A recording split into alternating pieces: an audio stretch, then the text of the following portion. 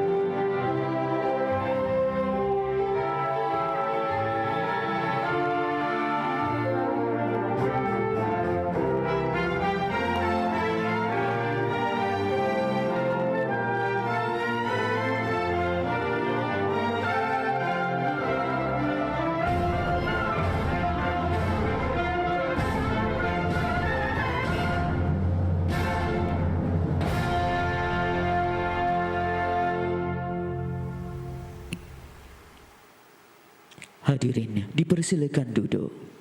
Ladies and gentlemen, please take your seats. Senhoras e senhores, por favor, tomem os seus assentos.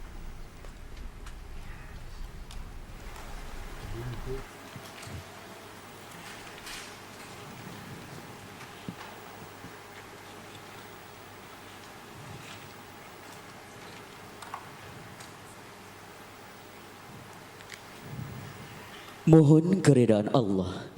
Senhor presidente, o senhor nos escuta aqui na cabine. 1, 2, 3, senhor presidente, o senhor nos escuta. 1, 2, 3, 1, 2, 3. Testando aqui o áudio para o senhor presidente da República.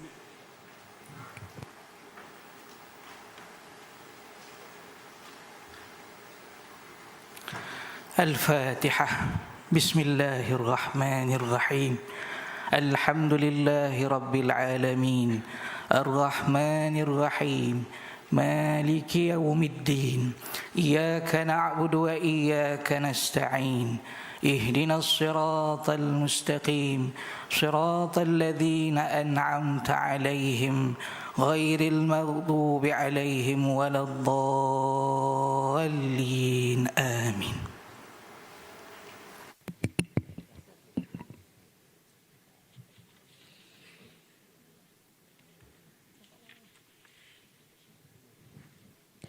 Perisytiharan pembukaan Majlis Convocation Khas Universiti Kebangsaan Malaysia oleh Duli Yang Maha Mulia Yang di-Pertuan Besar Negeri Sembilan Tuanku Chancellor.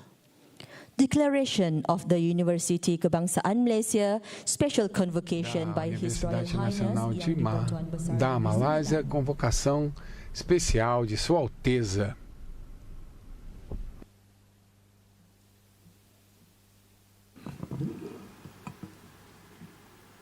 I hereby declare the University Kebangsaan Malaysia Special Convocation Ceremony cerimônia de convocação especial da Universidade Nacional da Malásia oficialmente aberta.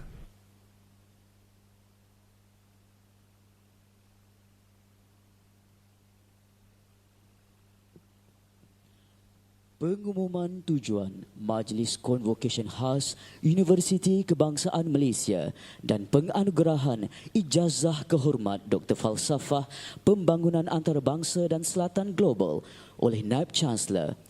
Dipersilakan Yang Berbahagia Profesor Dr. Sufian Jusuf. We invite Vice Chancellor to Convidamos o Vice-Chancelor de anunciar a razão dessa convocação especial que outorga de honoris causa para o Sul Global. Tuanku Chancellor, I hereby announce that the purpose of this special convocation Eu anuncio is to confer an que honorary degree o as stipulated propósito in the statutes dessa convocação especial de outorgar honoris, o título de honoris causa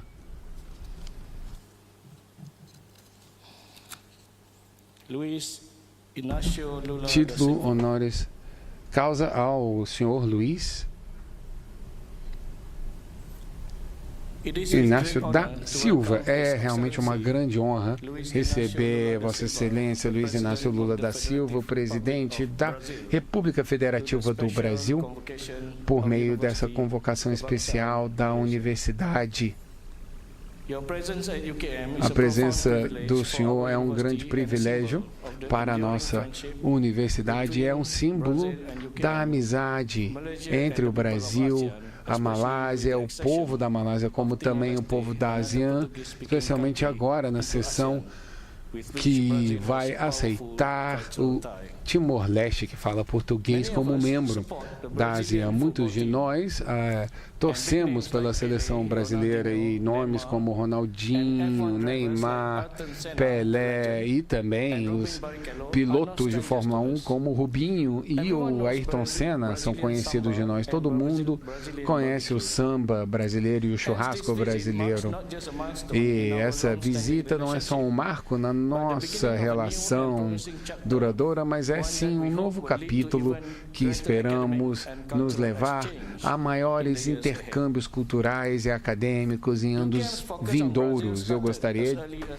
O nosso foco no Brasil começou desde 2009 com uma mesa redonda que foi realizada pelo Instituto de Diplomacia e Relações Exteriores no Ministério de Relações Exteriores, como também o Instituto de Estudos Estrangeiros, isso em julho de 2009. O evento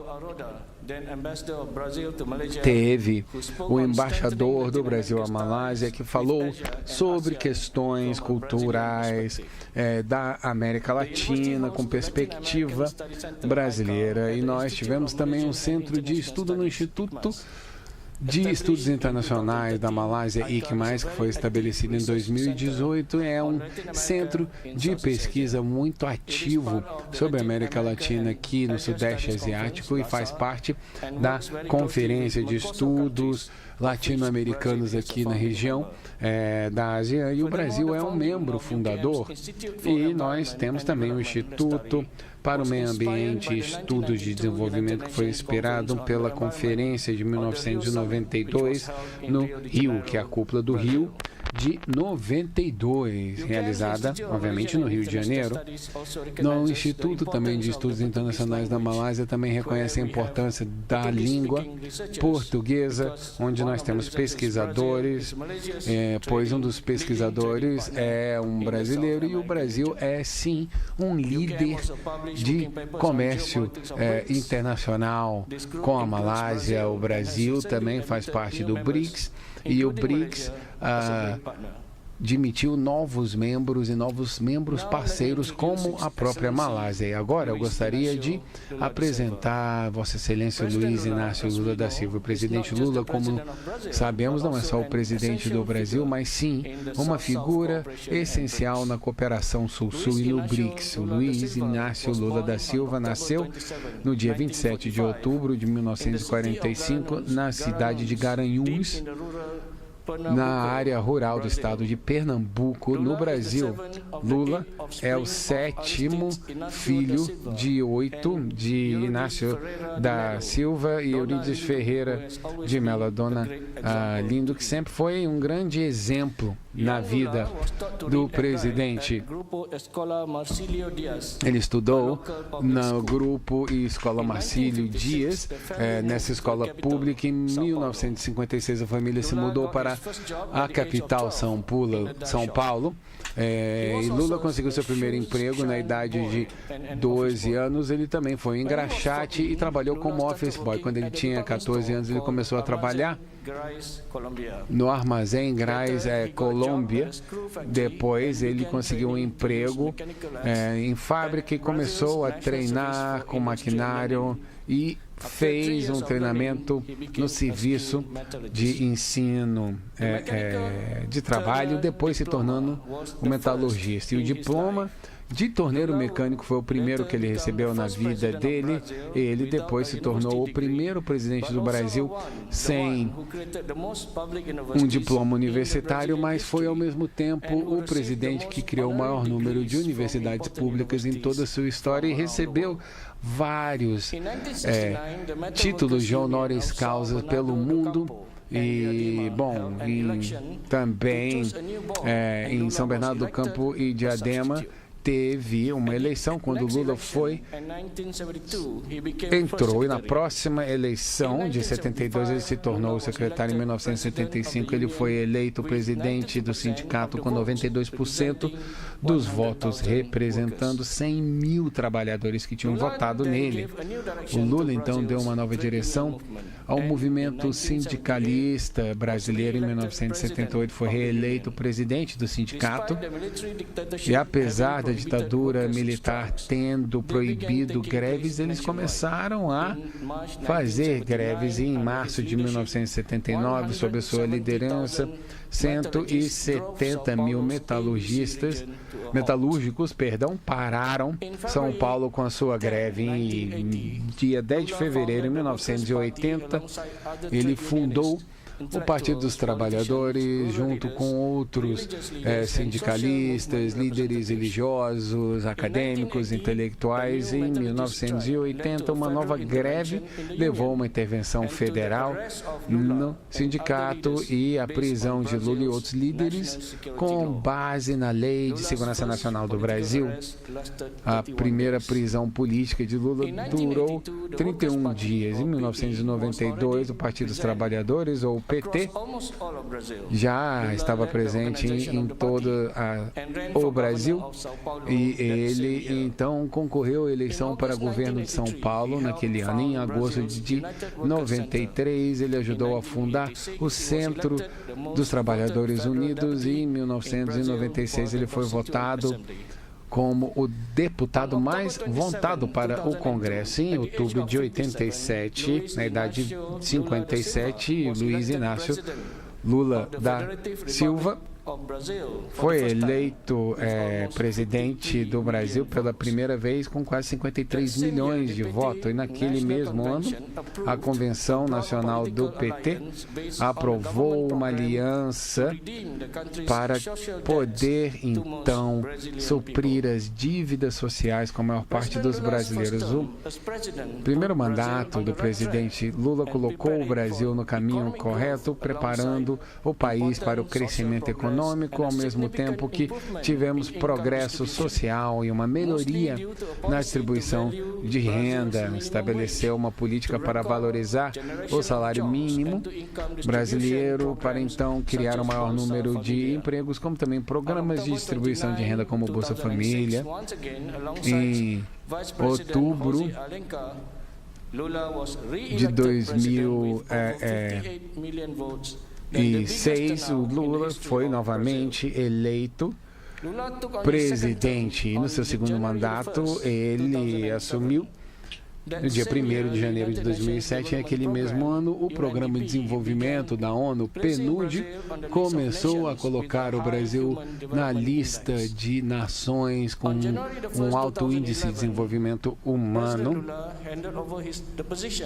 E no dia 1º de janeiro de 2011, o presidente Lula passou para sua sucessora, deixando o Palácio do Planalto com uma alto nível de aprovação e, claro, muito respeitado no mundo. Entre 2011 e 2019, o Lula sofreu perseguição política, como também foi preso de forma injusta e em 2022 fez o seu retorno histórico, sendo eleito presidente do Brasil pela terceira vez.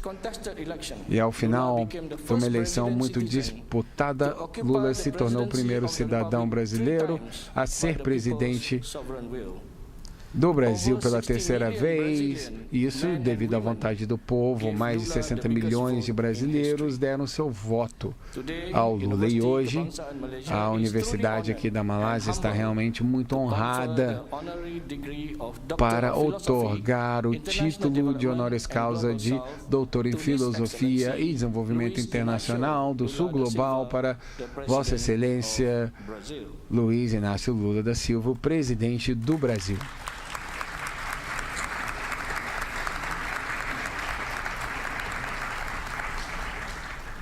Ampun Tuanku, Patik memohon limpah perkenan Duli Yang Maha Mulia Tuanku mengurniakan ijazah kehormat Dr. Falsafah Pembangunan Antarabangsa dan Selatan Global kepada Luiz Inácio Lula da Silva, Presiden Brazil. By the power vested in me, pelos poderes a mim dados, eu aqui outorgo o título de honoris causa de doutor em Filosofia e em Desenvolvimento Internacional no Sul Global a Sua Excelência Luiz Inácio Lula da Silva.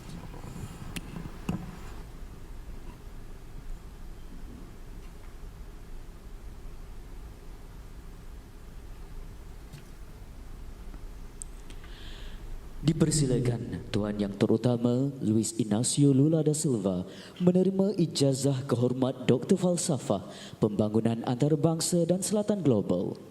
We invite His Excellency Luiz Inácio Convidamos Lula Sua da Excelência, Silva, Presidente to receive the honorary degree Lula, of a receber o título honoris causa em doutor em Filosofia e Desenvolvimento Internacional do Sul Global.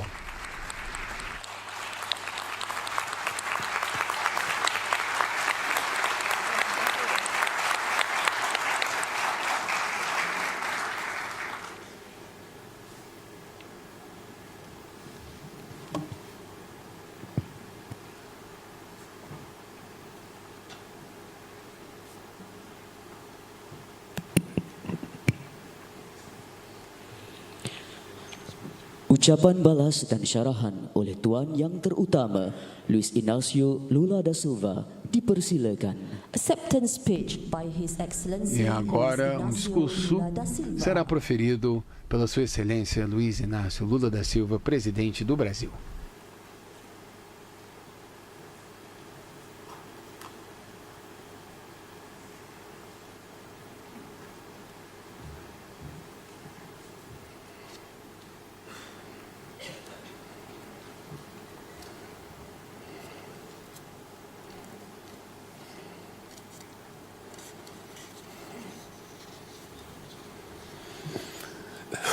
Majestade Tuanku Muiz, Sultão do Estado Malaio, Altezas, reitores e reitoras da Universidade, convidados, amigos brasileiros que me acompanham nessa visita, estudantes e professores da Malávia.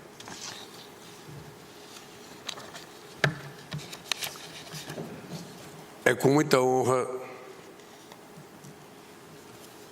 que recebo o título de doutor honoris causa da Universidade Nacional da Malávia com profunda emoção e sincera gratidão. A minha trajetória remete à história de superação de milhões de compatriotas. Este título é também um merecido reconhecimento ao povo brasileiro. É uma honra ser homenageado por uma instituição que representa o compromisso da Malávia com sua identidade nacional. Aqui foram forjadas lideranças engajadas com o progresso e com a transformação social deste país, como o primeiro-ministro Anwar Ibrahim e o primeiro astronauta malaio, Sheikh Muzaffar Shukor. A Universidade Nacional da Malávia é jovem, como a grande maioria das instituições de ensino superior no Brasil. Em nossos países, a educação superior foi historicamente pensada e reservada para as classes mais abastadas.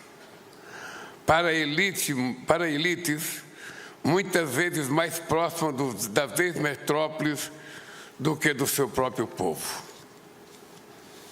A primeira universidade federal brasileira foi estabelecida em 1920, 420 anos depois da chegada dos portugueses.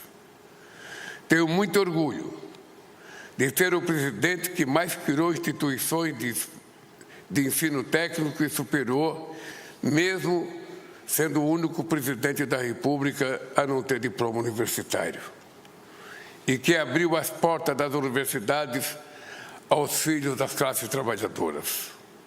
Hoje, o Brasil projeta um futuro em que o desenvolvimento não se limita ao crescimento da riqueza de poucos.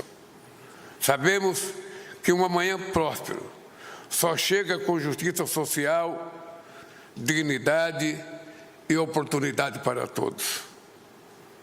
É com essa convicção que meu governo retirou o Brasil do mapa da fome e da FAO e que atingimos a menor taxa de desemprego já registrada na nossa história. A Malávia também é prova de que a ação do Estado como indutor do desenvolvimento é fundamental para a superação da pobreza. Sua história também se assemelha com a brasileira em outros aspectos. Somos países do sul global, com passados coloniais e sociedades plurais. Partilhamos valores fundamentais, como a defesa do diálogo, da cooperação, do multilateralismo e da justiça social. Desempenhamos papel ativo no cenário internacional e somos fator de estabilidade em nossas regiões.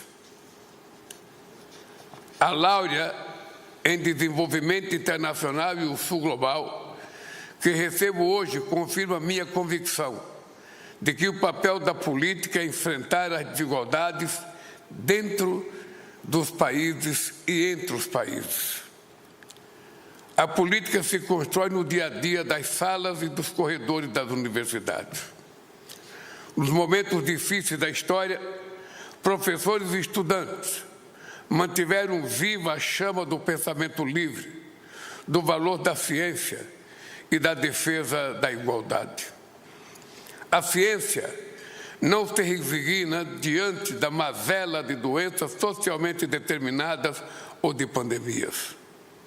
As ideologias que pregam o racismo, o colonialismo e a misoginia não encontram respaldo no conhecimento científico. O pensamento crítico é incompatível com a miséria e com a guerra.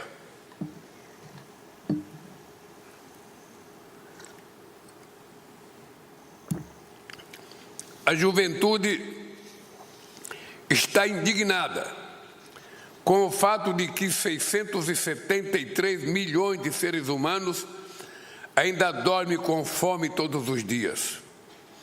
E as comunidades universitárias, em todo o mundo, têm elevado suas vozes contra a brutalidade do genocídio em Gaza e contra a inércia moral que impede até hoje que o Estado palestino seja criado. Quase sempre são os jovens que nos recordam que a paz é o valor mais precioso da humanidade. Ela não pode ser comprada com os 2 trilhões e 700 bilhões de dólares que o mundo gasta anualmente com armas. Somente a ação solidária das pessoas e das nações pode pavimentar um futuro de prosperidade compartilhada. O Brasil trabalha para fortalecer o diálogo e a cooperação entre os países do sul global. Somos a maioria da população mundial e compartilhamos do mesmo desejo de justiça e superação das desigualdades. Rejeitamos a lógica da guerra como continuidade da política. Tarifas não são mecanismo de coerção. Nações que não se dobram ao colonialismo e à dicotomia da Guerra Fria não se intimidarão diante de ameaças irresponsáveis. O espírito de Bandung segue vivo. O BRICS é ator fundamental na luta por um mundo multipolar, menos assimétrico e mais pacífico. A defesa de uma ordem baseada no diálogo, na diplomacia e na igualdade soberana das nações está no cerne da proposta brasileira de reforma das Nações Unidas. Sem maior representatividade, o Conselho de Segurança seguirá inoperante e incapaz de responder aos desafios do nosso tempo. O recrudescimento do protecionismo e a paralisia da Organização Mundial do Comércio impõe uma situação de assimetria insustentável para o sul global. É hora de interromper os mecanismos que sustentam há séculos o financiamento do mundo desenvolvido às custas das economias emergentes em desenvolvimento. É inaceitável que os países ricos tenham 9 vezes mais poder de voto no FMI do que o sul global. A arquitetura financeira internacional deve direcionar recursos para o desenvolvimento sustentável dos que mais precisam. Não podemos vislumbrar um mundo diferente sem questionar um modelo neoliberal que aprofunda as desigualdades. 3 mil bilionários ganharam 6 trilhões e 500 bilhões de dólares desde 2015. Esta cifra supera o PIB nominal atual da ASEAN e do Brasil somados. Na busca por lucros ilimitados, muitos se esquecem de cuidar do planeta Terra. As mudanças climáticas podem levar até 132 milhões de pessoas a mais para a extrema pobreza até 2030. Uma década após o Acordo de Paris, faltam recursos para a transição justa e planejada. Sobretudo, falta tempo para corrigir rumos. Estamos a 20 dias da COP30, que será realizada no coração da Amazônia. Será a COP da verdade. Será o momento de superar a ganância extrativista e agir com base na ciência. Menos de 70 países apresentaram novas metas nacionalmente determinadas de redução de emissões de gases de efeito estufa, as suas NDCs. Dentre os maiores poluidores, apenas 14 países cumpriram com seu dever de casa. Os dados são alarmantes. Tudo indica que mesmo que as atuais NDCs sejam cumpridas, o planeta ultrapassará o limite de 1,5 graus do aumento de temperatura do planeta. Há poucos dias, pesquisadores apontaram que a mortalidade generalizada dos recifes de corais de águas quentes pode ser o primeiro ponto de não retorno ultrapassado pela humanidade. As florestas tropicais são um ponto de não retorno que devemos evitar a todo custo. Na Amazônia brasileira vivem 30 milhões de pessoas que têm direito a viver com dignidade. O Fundo Florestas Tropicais, para sempre, que lançaremos na COP30, irá remunerar os serviços ecossistêmicos prestados ao planeta. As universidades continuarão a desempenhar papel decisivo no enfrentamento à crise climática. Seus alertas sobre os riscos ambientais que ameaçam o planeta devem ser ouvidos com urgência. Magnífico senhor reitor, Sua Alteza o Sultão de Negueira e Samilian. Esta homenagem reafirma minha fé na educação como instrumento de emancipação e de igualdade. Recebo o título de doutor honoris causa da Universidade Nacional da Malásia, não como um ponto de chegada, mas como um estímulo a continuar lutando por um mundo mais justo, sustentável e solidário. Um mundo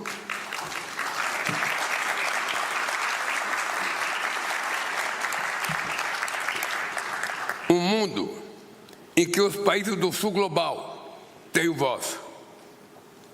Malásia e Brasil podem ser a porta de entrada para promover maior conhecimento mútuo entre a América do Sul e o Sudeste Asiático. Que o dia de hoje seja mais uma semente lançada para fortalecer os laços humanos entre a Malásia e o Brasil e para inspirar as novas gerações a sonhar, a questionar e a agir. Continuarei trabalhando para ampliar o intercâmbio acadêmico e científico entre nossas universidades.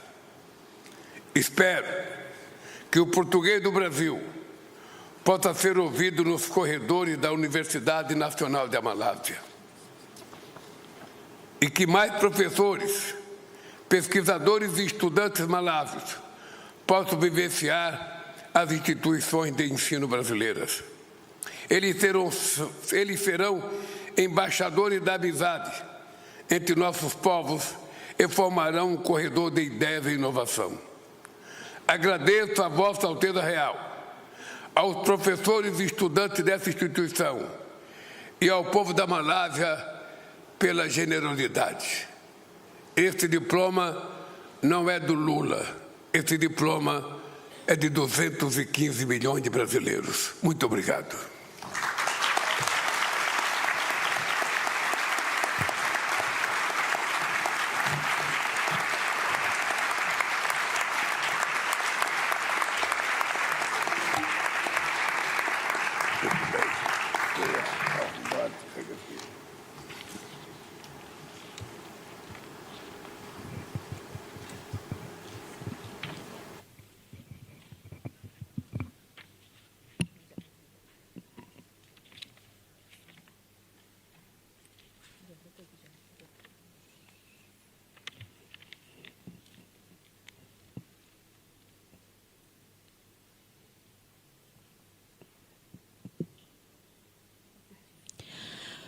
Perisytiharan penutupan Majlis Convocation Khas Universiti Kebangsaan Malaysia oleh Duli Yang Maha Mulia Tuanku Chancellor.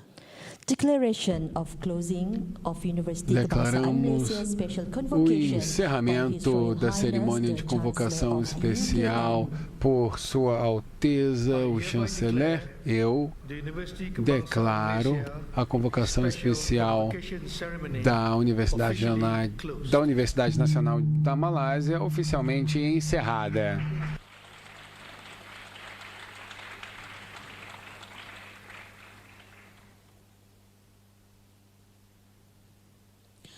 Menjunjung kasih Tuanku, Majlis mohon berdiri.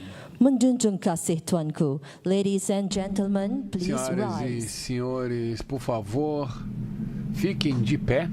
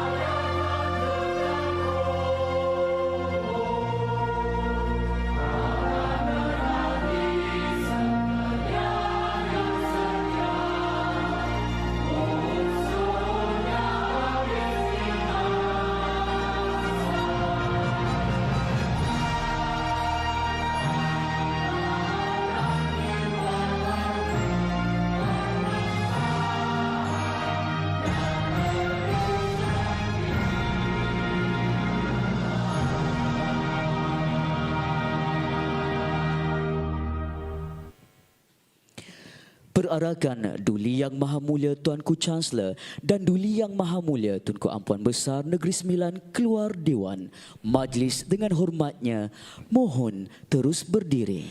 His Royal Highness the Chancellor of Sua UKM Alteza, o and Her Royal Chanceler Highness da Tunku Ampuan Universidade Besar of e Negeri Sembilan Vossa will now leave the Alteza hall.